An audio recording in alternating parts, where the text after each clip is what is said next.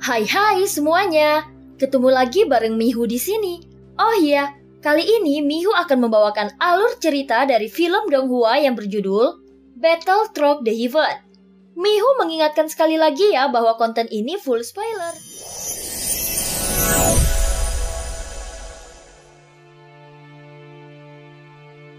Melanjutkan dari kisah sebelumnya. Sebelumnya Xiaoyan dan Jangkrik Emas telah menyepakati kerjasama selama 10.000 tahun.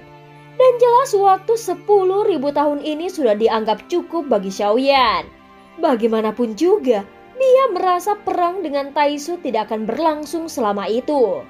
Pada saat ini setelah kesadaran Xiaoyan keluar dari dalam pagoda emas, dia juga melihat situasi di dalam lubang cacing masih kondusif.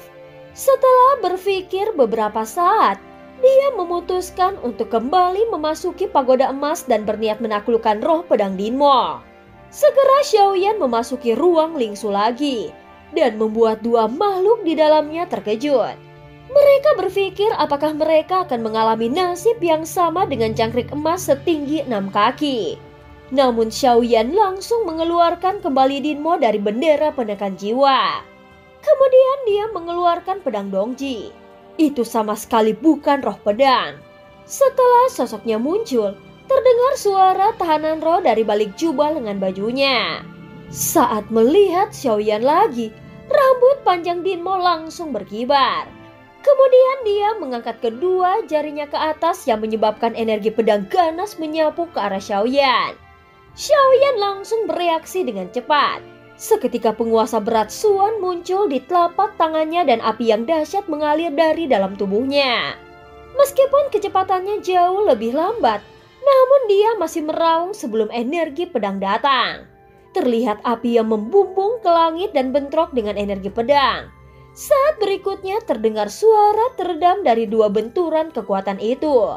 Namun ledakan itu tidak membuat kerusakan apapun pada ruang Lingsu. Segera energi pedang lainnya meraung ke arah Xiaoyan, yang membuat Xiaoyan mengerutkan kening melihat kekuatan luar biasa itu. Pada saat ini Xiaoyan sekali lagi melambaikan tangannya untuk melawan. Tetapi pada saat yang sama, dia juga mengeluarkan bendera jiwa. Kekuatan hisap yang kuat tiba-tiba menyelimuti sosok di kejauhan. Terlihat sosoknya gemetar, seperti jiwa yang tersedot ke dalam bendera penekan jiwa. Dan hanya pedang Dongji yang tersisa. Saat berikutnya Xiaoyan mengangkat jarinya dengan lembut, sehingga pedang Dongji berubah menjadi seberkas cahaya dan melesat ke arahnya. Segera Xiaoyan mengangkat tangannya dan pedang Dongji langsung menghilang. Setelah beberapa saat, Xiaoyan mengguncang bendera penekan jiwa lagi dan menekan Dinmo. Jika aku tidak bisa mengalahkanmu, maka aku akan menyegelmu. Mendengar kata-kata mendominasi dari Xiaoyan, Dinmo langsung mendengus dingin dan melihat Xiaoyan dengan jijik. Mari kita bekerja sama. Kau harus membantuku selama ribuan tahun. Dan aku akan melepaskanmu setelah 10.000 tahun. Aku juga akan melindungimu untuk sementara waktu. Atau aku akan mengembalikanmu ke Huaken. Sudut mulut Xiaoyan sedikit terangkat setelah mengatakannya. Kelopak mata tahanan roh yang berada di dalam lengan Xiaoyan langsung berkerut saat mendengarnya. Hei, pembunuh 1000 pedang, kau lebih mirip sedikit dengannya. Apa yang kau ucapkan lebih baik daripada apa yang kau janjikan. Tahanan roh segera bergumam dan matanya memutih, kemudian dia tertidur lagi. Bekerja sama? Berhentilah berbohong kepada aku. Tak satu pun dari kalian yang baik. Kalian hanya ingin mengendalikanku. Ucap Dinmo mendengus dingin. Saat Xiaoyan mendengarnya, dia merasa bahwa ada yang tidak beres dengan apa yang dikatakannya. Dan merasakan kebenciannya terhadap Huaken. Aku hanya memintamu selama 10.000 tahun. Kalau tidak, aku akan menukarmu dengan bantuan dan menyerahkanmu kembali ke Huaken. Ucap Xiaoyan berkata dan menatapnya dengan serius. Kemampuan Dinmo sebagai senjata dapat divisualisasikan memang terlihat sedikit mengintimidasi. Namun sebenarnya hal itu tidak terlalu berpengaruh kepadanya. Adapun tujuan Xiaoyan ingin bekerja sama dengannya, adalah untuk mendapatkan kepercayaannya. Setelah itu dia ingin mengetahui mengapa Huaken mempercayakan tugas untuk menemukan Dinmo kepadanya. Bagaimana agar aku bisa mempercayaimu? Ucap Dinmo tampak ragu-ragu. Jelas dia sangat takut pada Huaken, sehingga Xiaoyan merasa pasti ada rahasia besar di antara mereka. Kau tidak punya pilihan. Karena kau mengenali pedang Dongji, kau seharusnya bisa menebaknya. Aku baru saja ditugaskan oleh Huaken untuk menemukanmu. Apakah sekarang kau mau bekerja sama denganku? Maka aku tidak akan menyerahkanmu kepada Huaken. Hanya itu yang bisa aku janjikan kepadamu. Mendengar kata-kata Xiaoyan, mata Dinmo terlihat rumit. Tentu saja hal ini memang bisa membuktikan kalau Xiaoyan dan Huaken saling mengenal. 10.000 tahun ya? Baiklah, hanya 10.000 tahun, ucap Dinmo. Xiaoyan langsung tersenyum mendengarnya. Dia memang tidak berbohong tentang hal ini. Bagaimanapun 10.000 tahun adalah waktu yang cukup baginya. Jika pada saat itu tiba, apakah jangkrik emas setinggi 6 kaki atau Dinmo, Xiaoyan tidak akan menghentikan mereka untuk pergi.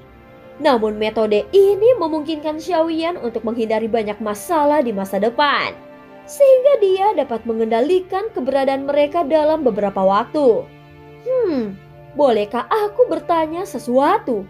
Jika kau bukan roh pedang Huaken, lalu kenapa dia mencarimu? Ini adalah pertanyaan terbesar yang terpendam di dalam hati Xiaoyan. Setelah dia mau bekerja sama, Xiaoyan menjadi tidak ragu untuk bertanya. Dia memang dewa tertinggi, tetapi aku tidak melihat ada keadilan pada dirinya. Dia adalah orang sok suci dan ingin memanfaatkanku, ucap Dinmo berkata perlahan sambil mendengus dingin. Terlihat mata Xiaoyan menyipit saat mendengar ini. Sepertinya aku bisa mendapatkan banyak informasi tentang Huaken dari Dinmo. Aku harus memanfaatkan situasi ini. Setelah berpikir sejenak, di dalam hati Xiaoyan terus bertanya lagi. Mengapa kau hanya menganggapnya hanya memanfaatkanmu? Tanya Xiaoyan. Kalau bukan karena aku, bahkan jika dia adalah dewa surgawi tingkat 9, dia juga tidak bisa menggunakan pedang ajaib itu. Tetapi setiap kali aku menggunakannya, itu menghabiskan banyak kekuatanku. Dan bahkan aku hampir musnah, ucap Dinmo berkata dengan ekspresi yang jelek. Dilihat dari kekuatan yang ditunjukkan Dinmo sebelumnya, dia bukanlah roh pedang yang sederhana. Apalagi pedang ajaib yang dikendalikan oleh Huaken tidak bisa digunakannya sendiri dan masih membutuhkan bantuan Dinmo.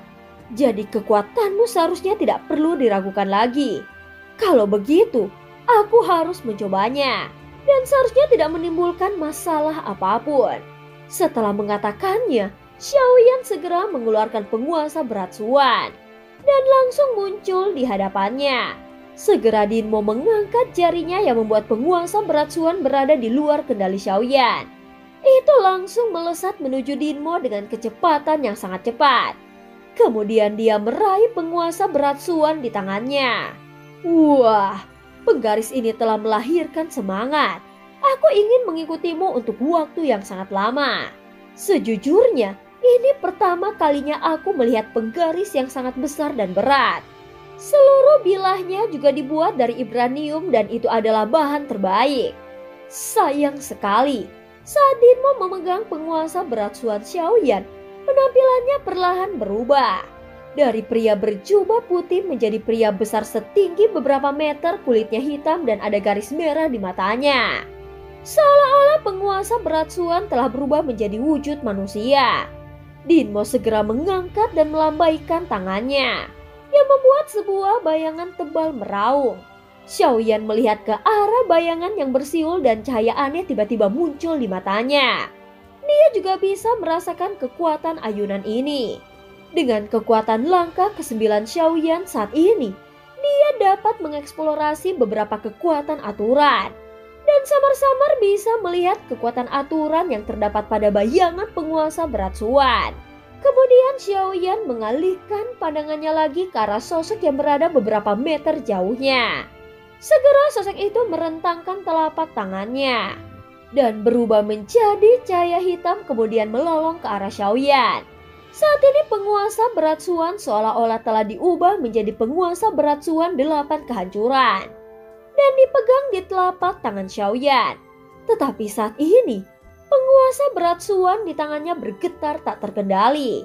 Xiaoyan segera menutup matanya dan merasakan seolah-olah penguasa berat Suan telah hidup kembali. Saat berikutnya kekuatan keabadiannya berubah menjadi api yang mengalir ke penguasa berat Suan dan dia mulai mengayunkannya. Saat ini di dalam bahtera, tubuhnya mengeluarkan aura api yang ganas dan segera terbang ke udara lalu bergegas menuju kampan di dalam lubang cacing. Seketika ledakan gelombang api yang membumbung ke angkasa menggemparkan kehampaan. Di dalam lubang cacing ini, semua energi tidak bisa bertahan lama dan akan menghilang dalam sekejap. Namun sebelum cahaya apinya menghilang, semua bahtera bergetar dan tersapu oleh kekuatan yang sangat besar, sehingga hampir mencungkir balikan bahtera dan membuat semua keabadian para dewa di bahtera langsung menoleh.